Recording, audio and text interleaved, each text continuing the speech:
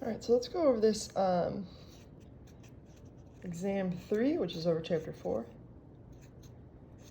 Ignore all the ones, I just copied and pasted it and gave them all number 1. So anyways, it says, let's just go through all the questions and I'll try to explain them as I go. And then you'll have an answer key for your exam. So it says the physical state of an acid must be what? It'd be aqueous, because it has to be dissolved in water. Remember, any kind of acid, for example, HCl, breaks apart in water. So when we say HCl is aqueous, what that really means is it's H plus and Cl minus. It's broken down to those two things. And in order for it to be considered an acid, what an acid is something that gives off H plus in water. So it has to be dissolved. All right, my made-up element goldium has similar properties to indium. Well, I know indium is a post-transitional metal, In. It's got a 3+ charge when it's an ionic compound. So if it's similar to indium, it's going to have, our goldium is going to be GO with a 3+ charge. It says, what is the formula for goldium oxide? Well, oxygen got a 2- charge. And so we need 2 of those and 3 of those, and goldium oxide would be GO2O3. Moving on to question 3, it says, what is the name of this? Well, this is an ion because it has a charge. So this is not nitrogen dioxide. This thing has a charge. And because it has a charge, we have to look at what it is. Well, nitrate is NO3 negative, but 1 less oxygen makes it nitrite. All right, what is the formula for hypoiodous acid? Well, if you remember a few things we should look at. This says hypo meaning less. There is no hydro. Hydro would indicate that it's just 2 things from the periodic table, one of them being H+. And so it says hypoiodous acid, that is telling you that we're looking for something with iodite, because that us had to originally have been an ite. If you ate the ick, you got the itis. So hypoiodite is simply IO negative. So we need 1 H plus to cancel out with that IO negative, and HIO would be your answer, and it tells you to assume they're all aqueous. Moving on to question number 5.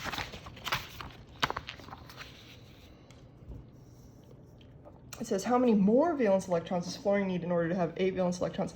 Well, fluorine is in the 7th column, so it simply needs 1 more to have 8.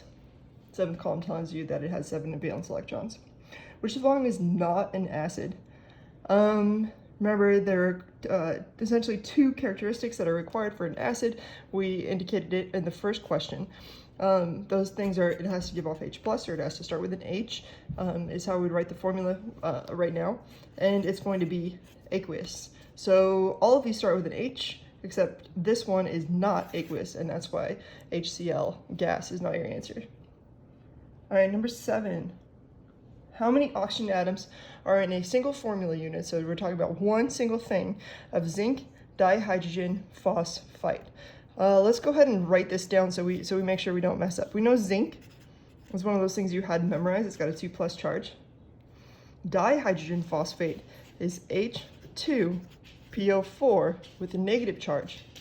So we needed we're gonna need 2 of these in order to cancel out that +2. And this had to be memorized. You had to know that this was dihydrogen phosphate. And now we'll have Zn H2PO4 2. And then the question is, how many oxygen atoms are in there? Ooh, this is phosphite, not phosphate. Easy mistake. Hopefully you didn't make it. It's definitely got to be a 3 looking at it. And so we actually need 6 oxygens would be in this particular compound, because this is phosphite, not phosphate. Which of the following is the elemental form of sulfur? If you remember, we talked about diatomics and polyatomics. Sulfur has 8. It exists as an octatomic element.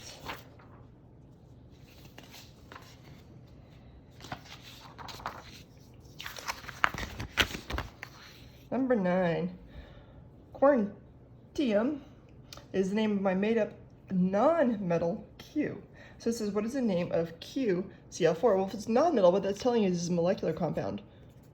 And remember, molecular compounds, that is the only time we can use di, tri, tetra, etc. So this is simply corinthium tetrachloride. Corinthium tetrachloride would be your answer.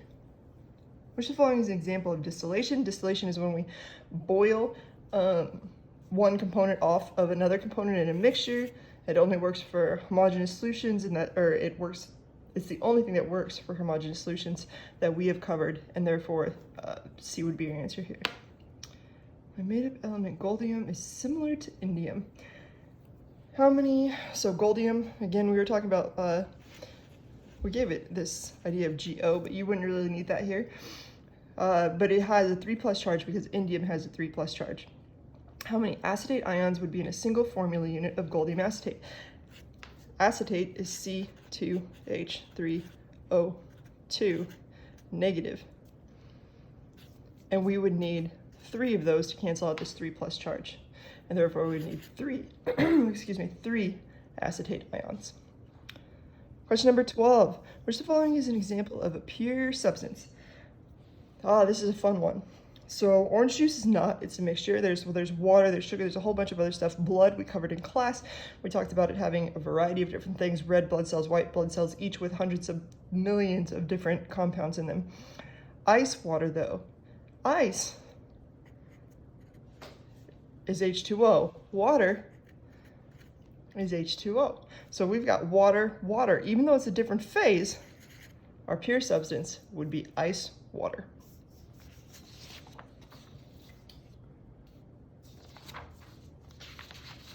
Moving on to question 13.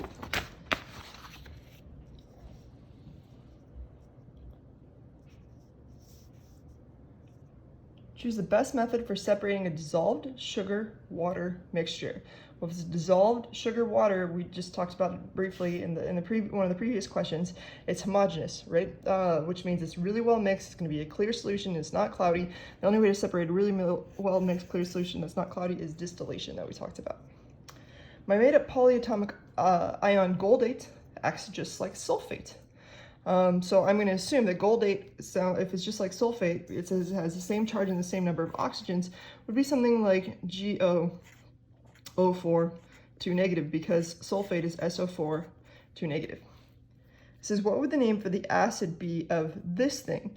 Well, this thing has 1 less oxygen. So it's not goldate. This thing looks like it's an acid made out of goldite. Starts with an H, it's aqueous. So we would call this goldus acid. Hey, that's an option. All right, the next question, how many indium ions are in 4.3 micrograms of indium oxide? So I know the answer to this, but I did not write the molar mass of indium oxide down. And I'm using my phone, and so I don't have a calculator. So we would start with 4.3 times 10 to the negative 6 grams of indium oxide. Indium oxide would be In2O3. You would have to calculate the molar mass in grams per mole of indium oxide. And we know that a mole of indium oxide has 6.022 times 10 to the 23rd molecules, or formula units. I know that one single formula unit of indium oxide has 2 indium ions. And you calculate this out and you would get this answer right there. Which of the following is ionically bound? So far for ionic compounds, we have been talking about things that are a metal and a non-metal. The only thing on here that's a metal and a non-metal is this mercury 1 sulfide. Mercury 1 sulfide. Question 17. My made-up element. I made up a lot of things, but that's because I wanted to make it a fair test and not Googleable. So corduroyum, I was looking at my dog when I wrote this. Corduroyum is a transition metal. meaning we don't know its charge. And then it says, what is the name of this? Well, if we don't know the charge of corduroyum, we have to actually write the charge. So automatically I know it's going to be one of those two most likely. The next thing I need to do is figure out the charge. Well, this is sulfite.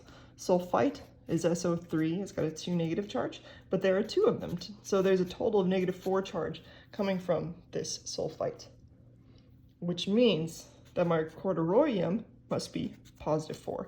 And that's why corduroyum 4 sulfite would be my answer. If we were building it backwards, let's go ahead and do it just because I got a question on the discussion board about this. So we'd be looking at Cy. Let's say we're actually building it backwards and we know it's corduroyum 4 sulfite. Be Cy 4+, and sulfite is SO3 2 negative. We would need 2 of those to cancel out this 4+ charge, and we would come back with our original answer of that. Which of the following is the elemental form of strontium? It's just strontium. It's monoatomic, not diatomic. This is essentially just testing to see if you knew the differences. Which of the following is incorrect? So let's go ahead and look at this. Potassium permanganate, this looks good. That's K+, and MnO4 negative. So you need 1 of each. That's looking good. Hydrochloric acid. Hydro is telling you it's coming from the periodic table. It's not some polyatomic ion. It's also aqueous, so that looks good to me. Sodium chromate. Sodium is Na+. Chromate is CrO4 2 negative. So we would need 2 sodiums, and sodium chromate would be this. Then we get to lead 1 acetate.